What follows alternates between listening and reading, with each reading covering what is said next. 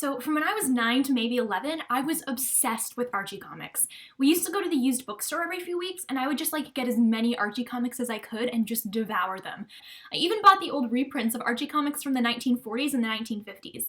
I loved the characters, I loved the stories, I loved the jokes, and I loved getting invested in the day-to-day lives of these teenagers. So when I first saw the announcement that they were making an adaptation of this show for the CW, I was a bit confused. The comics were cute, slice-of-life stories that rarely got too dramatic, and the CW is a show that's best known for sexy, over-the-top, and often somewhat grimdark TV shows. I mean, shows like The 100, The Vampire Diaries, and Supernatural aren't exactly the type of fun, low-stakes story that the Archie Comics were famous for. They were going to have to make a lot of changes to turn everyone's favorite squeaky clean teens into CW-ready characters. And they did! They changed a lot and effectively turned the show into this murder mystery set in the supposedly idyllic small town that hides a lot of darkness under its pastel veneer. And honestly, if executed well, I'm kind of okay with that. I mean, a smart deconstruction of iconic character tropes in 1950s style small town sentiment? That could be really cool. You could go way deeper into some of the issues that the original comics took for granted, like deconstructing the dynamic between Betty and Veronica and the good girl, bad girl dichotomy. The concept behind Riverdale actually had some genuine potential. Unfortunately, where we could have gotten a really cool subversion of the ostensibly idyllic, wholesome world of Riverdale, we got... I'm weird. I'm a weirdo. I don't fit in, and I don't want to fit in. Oh boy, this is why we can't have nice things. Now, regardless of whether or not Riverdale was going to be a good or a bad show, it was always going to have to fundamentally change some big things from the original in order to make it a CW-ready show. That's why, unlike in my Heather's review, I'm going to try to spend a limited amount of time lambasting the differences between the original Archie Comics characters and the Riverdale characters.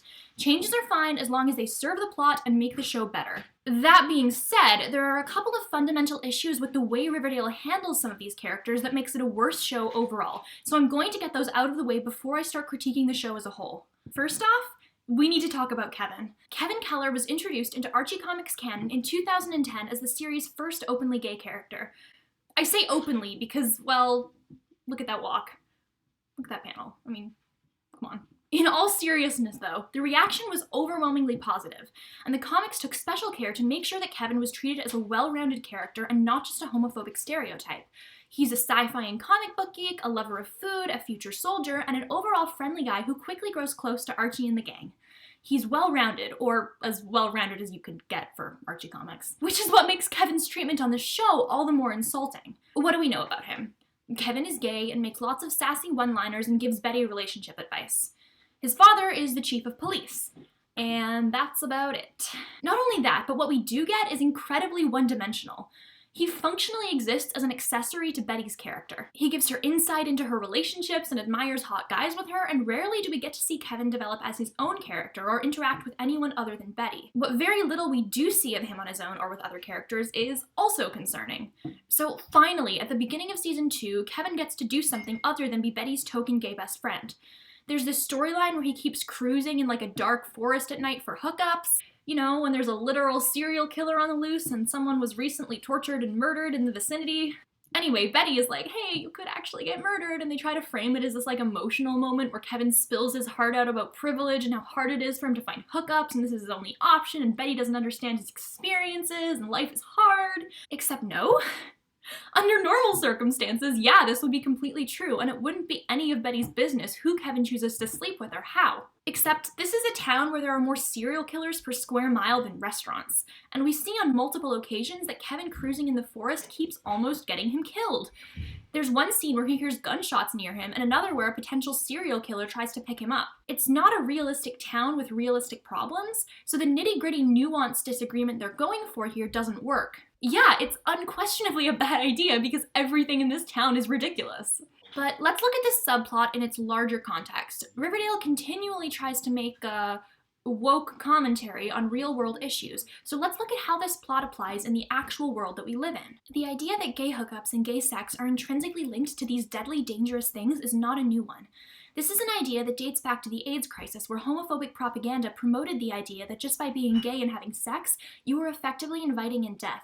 This also led to the idea that gay men inherently tend to be reckless and dangerous with their sexual behaviors, which leads to a lot of propaganda that effectively reduces gay men down to being uncontrollable, purely sexual beings. So having the only real storyline for your gay main character on the show be about that character being sexually reckless can have some unfortunate implications. Not to mention, putting this myth in a context where Betty is very clearly in the right is also a bit weird, especially if this is trying to be a commentary on the real-world topic of cruising, which is nothing like it's depicted in Riverdale.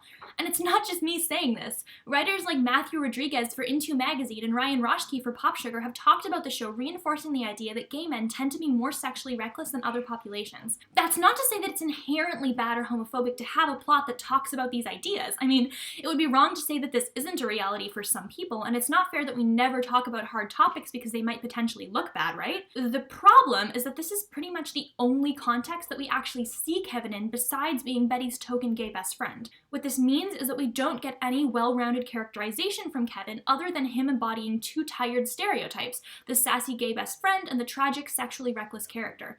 Simply put, he essentially exists as a flat stereotype. It's kind of sad when a family comic from 8 years ago, when gay jokes on South Park were the height of comedy, manages to create a more multi-dimensional character than a TV show in 2018. Next up is Ms. Grundy. I don't know who thought this plot was a good idea. So in the original, Ms. Grundy was Archie's homeroom teacher. She's like 60. She gets on the characters' backs for not doing their homework sometimes, she pushes them hard, but is generally seen as a good teacher.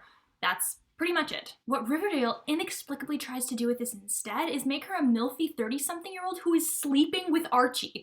This is handled incredibly bizarrely. On one hand, they do acknowledge that Grundy is a sexual predator who is taking advantage of a teenager over whom she's in a position of power. On the other hand, they're also trying to use the moment for sexy eye candy to entice potential viewers to watch the show. Just look at how this scene is framed.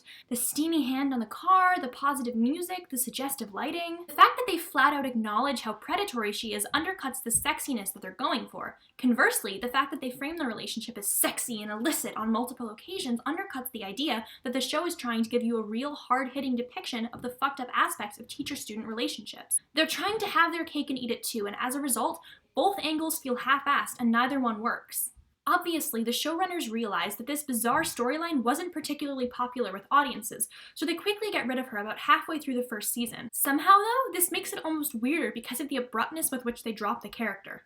It seemed like they were clearly going for an everything in Riverdale runs deep and it's all super intertwined feel, and so the jarring way they cut Grundy out ends up harming the feel of the show.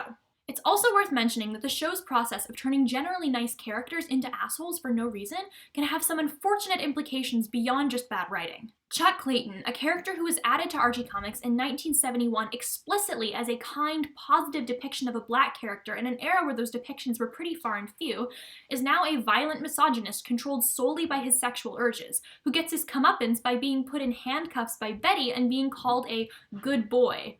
Okay, like, Betty is definitely not framed as being 100% in the right here, and she does have this weird, like, dark split personality that is never mentioned again in season 1, but there was still, like, a yay, girl power element to a scene that any semi-aware writer would realize has a lot of racial baggage attached. I don't think the intention of Chuck's character was to reinforce a bunch of nasty stereotypes. My guess was that this story was originally going to be Reggie's before the actor had to leave for 13 Reasons Why. But regardless of the intention, it ended up being the end result. I wouldn't be judging some of these character choices as hard as I am, except that this show puts so much emphasis on trying to be woke and progressive. Practically every episode they're talking about some new social issue, from sexual harassment to conversion therapy. And every time, there are like BuzzFeed-esque tweets about how the show did that and tackled the hard issues. But they do such a bad job with it that it would be a disservice not to point out that the thing the show is frequently praised for is executed horribly on multiple occasions. That is my fundamental problem with the way they change characters from the original.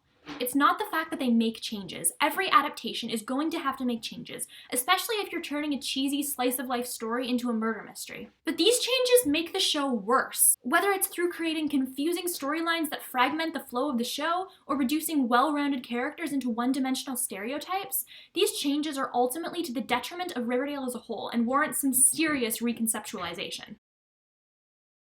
The way a show like Riverdale could have been successful was by deconstructing and subverting a lot of the classic tropes that the original comic pioneered. Unfortunately, the direction that Riverdale chose to take was to replace those tropes with a mile-high pile of cringy, dated cliches. We've already talked about Kevin as the ubiquitous gay best friend, but let's take a look at some other cliches that just don't work. The closeted gay football player whose entire personality is the closeted gay football player. The nice guy. The good girl with a secret dark side. The angsty, brooding love interest. The asshole, womanizing jock. The popular mean girl. Is it inherently bad to have characters who we've seen a million times before? I guess not. These are archetypes that we're very used to, and you can still do creative things with them by putting them into interesting situations. One of my favorite examples of this is in Buffy the Vampire Slayer.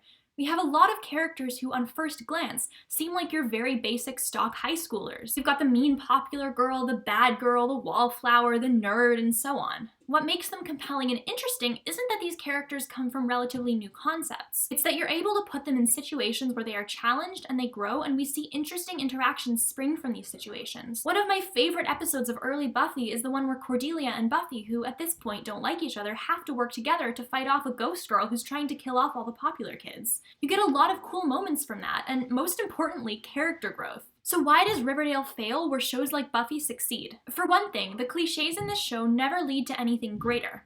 I think the comparison between Cheryl Blossom and Cordelia Chase is a pretty important one here. Cordelia starts out as your typical rich mean girl, but we learn more about her through the situations that she's put in, and by the end of the show, even though many fundamental aspects of her are the same, she's still grown and we have a deeper understanding of her motivations. With Cheryl, we ostensibly get development, but none of it is lasting. At the end of season 1, she goes through all these emotional moments that we think are going to develop her as a character, like her suicide attempt and subsequent rescuing by the gang.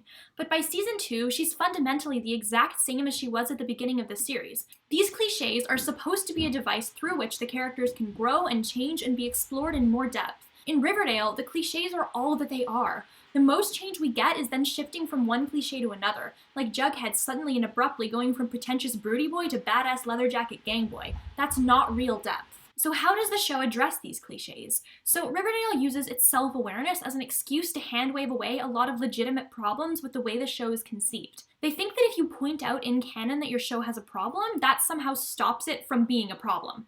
For example, Veronica calls Cheryl like a stock villain from a 90s teen movie. Oh, that's so funny! They're so self-aware!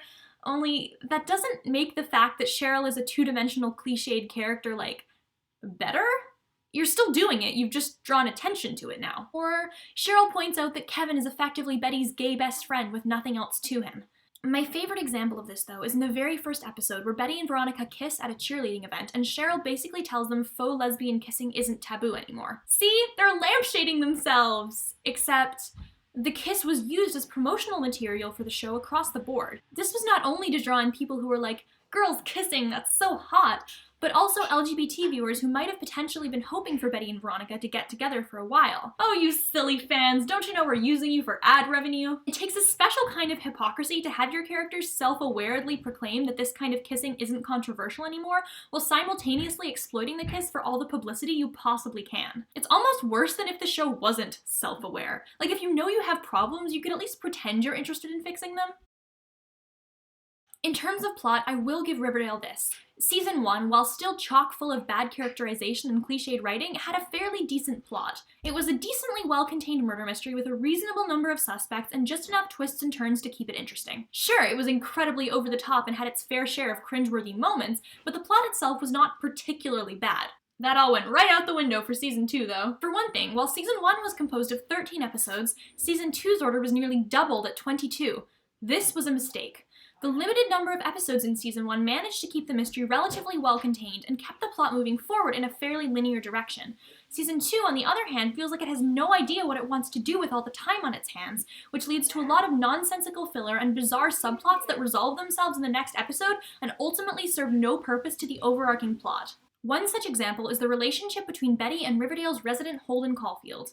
They pretty much break up and get back together and break up again every single episode, and it often takes up the plot of like half the episode. I get that they have a tumultuous relationship, but when half the episodes are centered around them breaking up and getting back together again, it becomes kind of obvious that you just can't think of anything else to do to fill the number of episodes you were given. There's also the FBI storyline in season 2, which they drag out over several episodes. Essentially, an FBI man blackmails Archie into spying on Veronica's parents, who are now mafia, I guess. This takes up several episodes, and then they're just like, ha, never mind, he was just a plant by Veronica's mom. It ends up having no actual impact on the larger plot, if there even is one anymore. It's very obviously just a way to fill time. The general plot and mystery of season 2 also make very little sense. One might say that the surrealism of the show is what gives it its charm, and surrealism, sure. I actually kind of like the show's anachronisms, for example. It's kind of series of unfortunate eventsy. But there's a difference between a show that feels surreal and a show that's poorly written and hard to follow. Season 1 was on the more surreal end of things, although it was no stranger to bad writing. Season 2, on the other hand, has turned the nonsensical plotlines up to 11. The Black Hood mystery in particular was clumsy and full of clues that ultimately didn't make sense and came out of nowhere. The reveal itself was particularly underwhelming, but also invited in a lot of confusing questions. Like, okay, the school janitor did it, but why was he obsessed with Betty? We kinda get that it's like maybe sorta because her grandfather might have killed someone, which is again like super underwhelming because it doesn't have anything to do with the characters that we know and love. I don't care about this janitor character. We barely know anything about him, or maybe it's not actually him because he doesn't have green eyes, but that seems to be forgotten, and with this show, it's genuinely kind of hard to tell what is a clue and what the writers just forgot about. Either way, setting up a murder mystery in the first half of your season and then only introducing the character who's the murderer like 1 or 2 episodes before the reveal is completely antithetical to the whole point of what a murder mystery is. The fun in season 1 was that we knew all these characters from the get-go and we had to work through who did and who didn't have the motivation to kill Jason, what everyone's alibis were, how much we could actually trust the information that they gave us, and so on. This reveal came out of nowhere, and while it might have been a red herring, it was still an underwhelming one that felt like a waste of time. There are also lots of little moments that don't make sense. Like when they go underage clubbing in Riverdale. What, your town is tiny enough that it has one singular diner and everyone knows each other, but you have a fucking nightclub and mafia bosses? And everyone at the club's just kind of okay with it because Veronica rich. They just put stuff in without really exploring it. Cheryl's mom is a prostitute now, I guess. The Serpent kids go to Riverdale High and have to wear school uniforms, which clearly isn't a thing for the rest of the students, judging by how they dress all the time. And they're like a fun after-school club now instead of an intimidating biker gang. There's also a scene where the cops show up and just start like randomly arresting high schoolers for no reason. Like, I'm not an expert on American law enforcement protocol, but I'm pretty sure that's not how anything works. There's an Outsiders-style rumble that's never mentioned again, and a Grease-style car race that's never mentioned again, and Polly is maybe in a cult? I don't even know anymore. There's just so much stuff, and it's all muddled and filler and manufactured drama that none of it feels like it's of any consequence. It's also constantly punctuated with these awkward sex scenes, even in contexts where it makes no sense for them to be having sex or making out. For example, when Betty finds out who the Black Hood is, or when Archie's dad is almost killed and Veronica decides now is an optimal time to have shower sex with Archie while wearing a set of pearls in the shower. I know it's the CW, but these scenes don't even make sense in context and don't add anything to the show. This was bearable during the first season, but now it feels like it's an amalgamation of references to other things that don't even make sense separately, let alone as a coherent, followable storyline. The dialogue. Oh my god. I thought the Heathers adaptation had cringy dialogue, but this knocks it out of the park. None of these characters talk like real people, and especially not like real teenagers. I would forgive this if the intention was to be like, oh, these teenagers are like trying to sound deep and trying to sound like adults to cope with the stress they're under, but the quotes are played completely straight, like we're listening to some actually deep insight here. The 3 worst offenders are Veronica Lodge, Cheryl Blossom, and Jughead Jones. They try to make Veronica look cultured and well-educated, because, you know, she's rich and from New York, by employing a sesquipedalian lexicon. For example, she says things like, so I've been percolating on an idea. But that's just not how people talk, including cultured and educated people. No one says that. She, like Jughead, likes to reference cinema to show us that she's cultured, except she doesn't do this in a natural way at all. Can't we, in this post-James Franco world, be all things at once? I honestly don't blame Camila Mendes for that awkward delivery. There is literally no way you could deliver a line like that and have it sound natural. Cheryl's one-liners are also pretty universally bad, like telling Fred Andrews that he looks dilfy. You are like 16, that is a fucking weird thing to say. It's not savage, it's just deeply, deeply uncomfortable. I guess she's one of the more interesting characters on this show insofar as they're kind of trying to explore her feelings this season with the LGBT subplot, but in a show full of cardboard cutouts from the Gossip Girl reject pile, that's really not saying much. Jughead is basically just your stock, pretentious, brooding kind of bad boy. Everyone remembers his famous weirdo line, but he has no shortage of poorly written, fake deep lines, especially when it comes to his writing. Wait, what is he even writing about anymore? It was the Jason Blossom murder at first, but now that's solved and he's still doing the opening monologues. Was it just like an autobiography? Or is the big twist that none of Riverdale is actually happening and it was just erotic friend fiction? Anyway, he gives us gems like life, death. As the shadows around Riverdale deepened, the lines that separated these polar opposites blurred and distorted. No one's like in a coma. The lines between life and death are actually like pretty well defined. Again, it would be one thing if the fake deep writing was the whole point, but the show seems to want us to take Jughead seriously. Why? He's not deep. He's not a good writer. He's just incredibly pretentious. Like, be honest, if you met a real-life 16-year-old boy who talked like that, would you take him seriously? No! No one would! Even beyond the cringy dialogue, there are no shortage of cringy moments. Here are a couple of my favorites.